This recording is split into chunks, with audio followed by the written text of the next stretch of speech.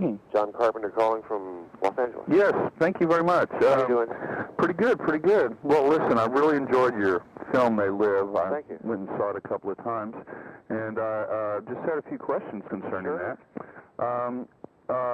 The previous film, Prince of Darkness, sort of had an end-of-the-world tone, too, and then the press book talks that you have a four-picture contract with this present company. Right. Will we see a couple more films with end-of-the-world tone? Well, perhaps not. I think more than end-of-the-world type of stuff, it's really about things are not as they seem. Mm-hmm. That's the primary theme of the first two pictures. And certainly, that's been an element of my work. So I would imagine that would probably continue. Did you actually write the story under the pen name of Frank Armitage? Well, I didn't write the story. The screenplay? By Ray Nelson, gentleman's name, and it's 8 o'clock in the morning. It was published in 1963 in the magazine of Science and Fantasy. Science fiction and fantasy. And it was a kind of standard Invasion of the Body Snatchers type of picture. And we just simply updated it for the 80s. Mm-hmm. What about Frank Armitage? Is that an actual screenwriter? Well, he's somebody I work very closely with. Let me just put it that way. Well, because also in Prince of Darkness, let's see, Martin Quatermass is credited as writing that. It just seems that the dialogue and the styles of both films are more yours. Well, it does kind of seem that way, doesn't it? Yeah.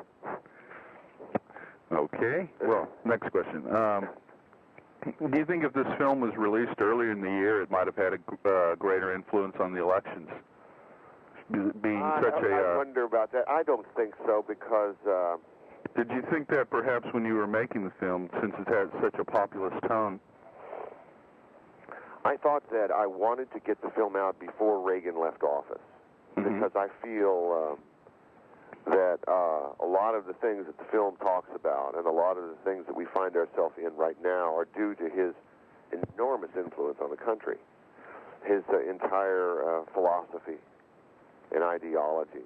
And I wanted that to happen before he left, so that it wouldn't be kind of this carping from the, carping about the distant past, because that's not fair. Sure.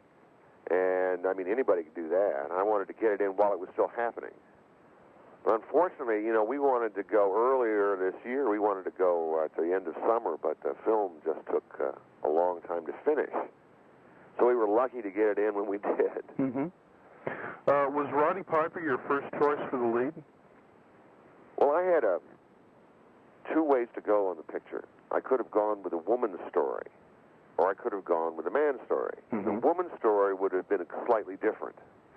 And I would have cast, I'm not sure who I would have cast for the part, but she would have been a middle-class gal who works for the TV station, who begins to discover the truth. It'd be an entirely different feel to the picture.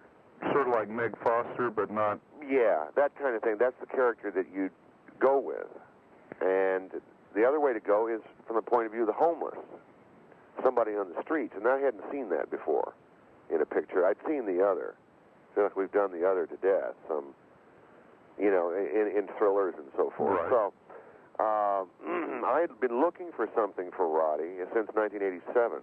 I saw him wrestle, and I met with him and talked about movies and what he wanted to do.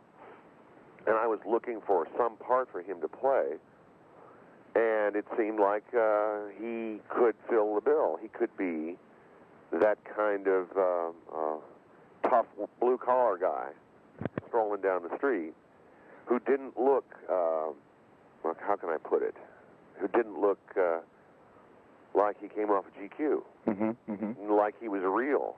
And there he was, and he's not particularly articulate. He's not particularly, although he had vulnerability. That's what you needed in a lead character. It seemed to me there was a lot of similarities between his character and, say, the character of McReady in The Thing. Oh, yeah. They're basically all based on one person in my life that I knew.